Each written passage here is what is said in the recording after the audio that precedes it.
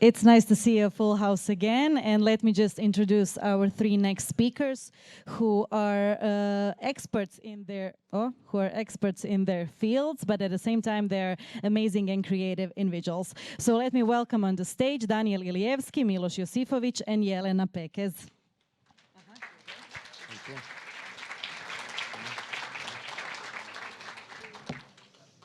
Hello everyone, I am Danijel, and with my colleagues Jelena and Miloš, in this time slot we will talk about smart approach in development and deployment process for various machine learning models. During deployment in a large organization, we need to orchestrate more than one machine learning model, and best thing is to have in mind that at every beginning of project that we will have more machine learning models in future, so organize everything in that manner that can support adding new models easily and quickly. We know for sad, bad statistic that 87% of models are never deployed, and because of that, all steps should be planned at the beginning of data science life cycle. In this presentation, we will have mainly focus on develop and deploy as phases. And the first goal is to reduce go to production time for new machine learning model with development of smart generic data marts or analytical data set, in short, ADS. What ADS can provide for us? It can provide fast prototyping machine learning models and evaluate feasibility. If feasibility results are good, then we can proceed with full machine learning development. With Smart Data Mart or ADS, it is a first step, but is not final goal. Final goal is to generate production model and easily orchestrate them, and that our models be in 30% of models. When we talk about development of ADS, we can talk or observe it as separate project or as first part of project when we develop our first machine learning model. And now Jelena will talk more in details about ADS. Hello everyone. I will go. Do you hear me? It's okay. Okay, one step back. And describe why we decided to talk about this topic. Maybe it seems like why it's so special, why you prepare some data and put it in the model, and the main thing is the model when modeling when you are a data scientist. But in my experience, and I can say it's long because I am the one who was the successor of the guy Ivan Karlovic, who created the first ADS in Telenor when I jumped in that position. And I said, I have one ADS, but it was not perfect. Then I developed a new one. And then now I'm working with different organizations and see how it's hard actually to have everything organized, documented, and put in production in a lot of machine learning models, because it's not good practice to start always from the beginning. You need to organize everything at the beginning of the project. Or when you develop your data lake or data warehouse, and then set up proper documentation and have in mind all future use cases you are going to develop. Of course, you can never cover everything, but you have to describe at least 5 use cases, and then develop data mart for them, organize everything to be of good performance, because performance is always the issue. Maybe it's easier when you are on the cloud and you can use as much resources as you want, but then you have to take care about costs. When you are on the premise, and most of organizations, big enterprises use private clouds or their data warehouses, you have performance issues and a lot of bugs that you have to fix. So this is why we always learning on the mistakes and always improving that process. But we have to think about all these steps in the beginning. This is why I want to take to talk about data warehouse and data lake. Now it's modern to have data lake as a concept with a lot of unstructured data, etc. But I think the data warehouse will never die. You always need some kind of structured data that will help you to fasten your process. If you do not in that way, then you have to invest a lot of time to structuring data for your machine learning model, and then you're not data scientist, you are data engineer. Again, unstructured data, if you want to structure them properly, it can be a separate project, but you can do some kind of parsing of the text records and put it in proper structures which are planned in advance, so you can add new rows when you come up with new ideas and for new use cases. Also, it's really important to come up with all features you have in mind. And you have to do some kind of exploratory analysis to define which features you want and how to organize. Again, having in mind a performance issue, because you need to organize your tables in the best way that they can be created quickly.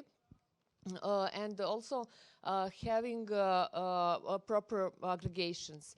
So it's easy to say, I will take a snapshot of customers at the end of the month, but who is the customer? Do you create a model on a customer level, on subscriber level, or a group level? So for simply churn prediction model, for example, for telco, we came up with 5 different models based on, because of different granulations, because of different technologies and different aggregation level, subscriber or customer level. Again, in healthcare industry, where, for example, I am not so much expert, I have to do a lot of exploratory analysis and came up from 12 billions of rows in a table to aggregate on a level of 20,000 and create a data mart that can support several use cases. Also, I will also emphasize the importance of cleaning data, because if you have the data in data lake and just put it into model, then you will get garbage.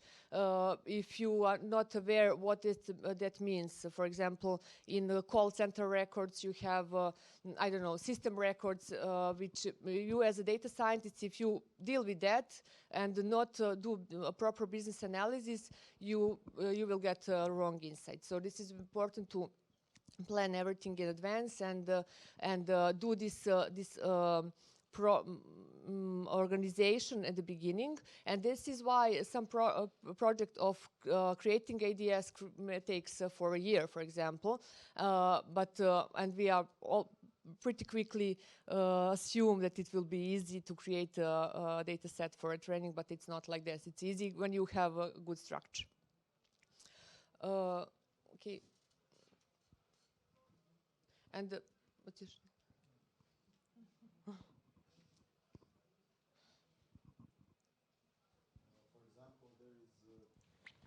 from our client how generic data sets help data scientists to work better.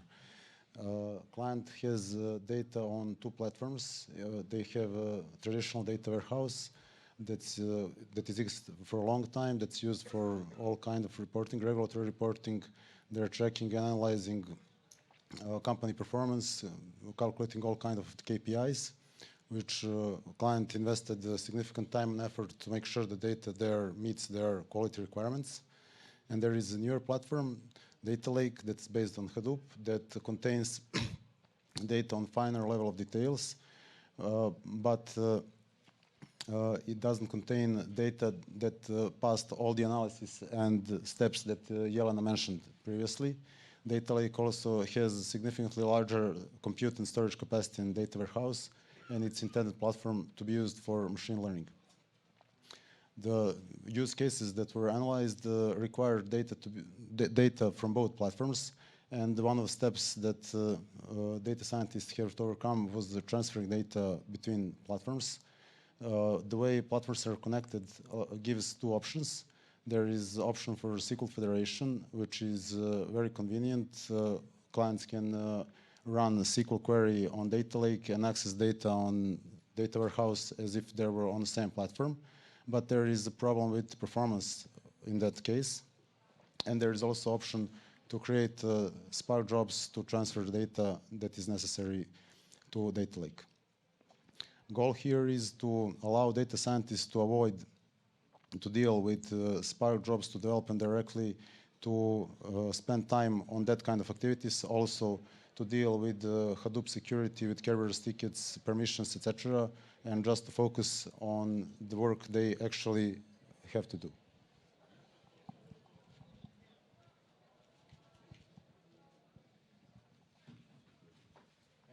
And now we talk about domain knowledge. Data science requires domain knowledge and indeed make a big difference. On question how much domain knowledge do I need, one answer can be depends, but the better answer is you need to understand. Domain knowledge is critical for data preparation, productization, and orchestration. And as data scientist with domain knowledge, you will have answer on question which data points add value, but you just need to find them. Domain knowledge is necessary in data preprocessing, and you can do some little trick or some approach. You can create one spreadsheet like some how to say instruction file. Yes, first column put all feature names, and from second column put actions. For example, how to handle outliers. In next column put how to handle if null values occur. On third column put, for example, action how to handle some feature transformation. And that script or that spreadsheet can be input for a data preprocessing pipeline. As data scientist, domain knowledge can allow to take impact to machine learning skills, and you have better impact on your projects. About control your data marts in production and the end of the data pipeline, we have something that we call data quality check with 5 controls. First control is missing data, where we want to check do we really have all data for example for last 12 months or for last 30 days or just last load. Second control is duplicates. We check do we have duplicate rows or some partially duplicates in our data. Third control is relative change threshold, where we want to check number of records and compare it with previous loads. Of course, we can must be aware of seasonality or some special events, and statistical expected range is fourth control, and there we conduct different statistics from simple as mean, max, average, standard deviation, variance, some test distribution, because we need to know how look our data, how image is, and compare it with previous images. And the last but very important is data drift. It is about target variable distribution. For example, if we have binary targets 0 and 1, and 1 change frequency, very statistically very important change, then output of model will be wrong because probability will be changed, and we need to always check for data drift. In this image, data pipeline, on the end, we have data quality check, and we have 3 possible situations. First, if 5 controls are correct, then we put flag correct and proceeding to machine learning scoring or, for example, training. If something is wrong, we put a warning flag, send notification, and start with machine learning scoring. But if something is very problematic, then we put stop flag, send notification proper, but we will not proceed with machine learning scoring.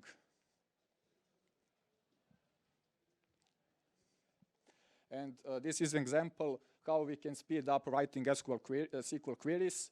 If we have ADS, analytical data set, and we want to create some training or scoring table, we need to write 500 or 600 lines of code, but we can do it just using one simple script. We need some inputs like DB schema, DB source or table name, variable input, variable output, some analytical function and periods for that functions, and how we will handle zero or missing values or missing rows. And with some input like that, we can generate very quickly a very huge SQL query. And with this approach, simple approach, we decrease possibility for errors. Okay, and then when we have our data properly prepared, then we have to develop a model. And what happens pretty frequent that there is not so much time to develop that model. And this is why we use sometimes AutoML option just to speed up the process. It's not silver bullet. It cannot solve all obstacles we have during the model development, but it can help you to select less number of models that you are going to develop more in detail and to fine tune. It help you in feature selection, in data preprocessing, in algorithm selection, and why it's better than, for example, grid search. Grid search provides you with possibility to try different options of parameters, and then it could be really performance exhaustive, and it could try for hours or even days. But AutoML leads you in right direction and helps you to find several good models, and then you can go in next phases and improve your model. Also, it is really important when you have to develop a lot of models, and when you have a requirement for business to develop something and you don't know is it possible to get with your data, then you use AutoML to get the prototype of a model. And to see if you at the first try you get precision of which is 2 or 3 times better than random, it means that it's a good direction. You can go with that model and improve it. But if at the first glance you get really bad results, then it's not worth of trying. Then you maybe give up or include more data sources which can give you more better insights and better predictability. Okay. And then the next step, which is really important, is putting the models in production. This is the step which comes at the end, but this step should be defined at the beginning of the project. It is really important to know how you're going to deploy this model. If you have only one model, then it's pretty easy. You can, I don't know, schedule a shell script or use Jenkins as a tool for models, for whatever it's. But if you have more than 3 models, then it becomes pretty difficult. Especially when you have this same data preparation for several models, you have to handle that. You have to see where is the mistake happened, which is step when a model I don't know dropped for some reason. So this is why you need model manager. The best way is to have some visually tool which helps you to at a glance see where the problem occurred and to see in the process. And we use different tools depending on the client which we work, but it's much easier, of course, when you work on the cloud, when you have, for example, Azure Synapse very used frequently, and this is everything is on one place, and everything is ETL process and machine learning models are on the same place deployed. But unfortunately, there is situations where you have ETL process on one tool you have to monitor, and machine learning models on the second place. But the same steps are important. You have to document everything properly. You have to have all even a slide to register model in appropriate repository. You have to see what is the right step priorities, which one executed which time, and what is really important is to see which model are where you have a batch scoring and where you have real-time scoring. From my experience, you generally have mostly batch scoring, but when you want real-time scoring, then you have to combine results from batch scoring, which are on daily, on a monthly level, and then just several events which you are tracking on a real time. Because if you score everything in real time, then you are using your resources unnecessarily. It's never a situation that all data are important on a real-time manner. So this is all steps that maybe it's not important to go through all. Maybe it's interesting to mention alternative models, because if you have a model drift, if you have a bad result for any reason, it's good to have an alternative model as a backup script. It's one step next, as Danijel mentioned previously. So this model should be with different algorithm and with different, the most important features. So you can switch in the meantime until you check in the back end what is going on and to fix your model, which is the main one. I hope that we covered everything. This is when you plan everything in advance, then you have a good baseline for easy deployment of new models. It's not a problem to add a new to create documentation. Documentation is really important, but when you are working internally, where for some company it's the least important thing. But when you set up everything from the beginning, updating the documentation, it's not a problem. The problem is when you have to create everything from the scratch. And of course, managing everything from one place, it's important. For that case, to have a more creative time to do analysis and come up with new ideas and new data sources. That's all from us. You can see just one picture of our happy team. This is how we work in Comtrade team. How we deliver this presentation jointly. This is the way how we work in the team. There is no such a thing as a perfect data scientist. We always work as a puzzle and help each other and fulfill every task from different perspectives.